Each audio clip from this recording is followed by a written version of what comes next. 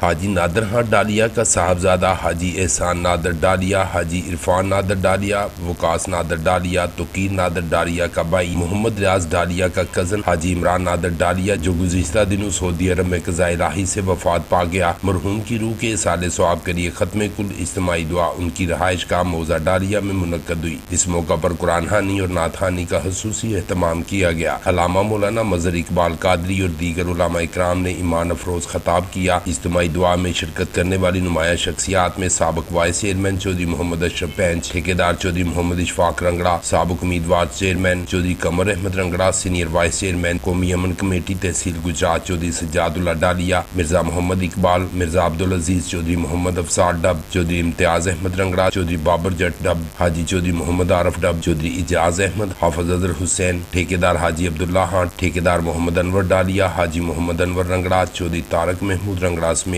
दीगर दोस्त अखबाब की कसीर तादाद शामिल हुई। मंजूर मलक, BB1 न्यूज़, टांडा।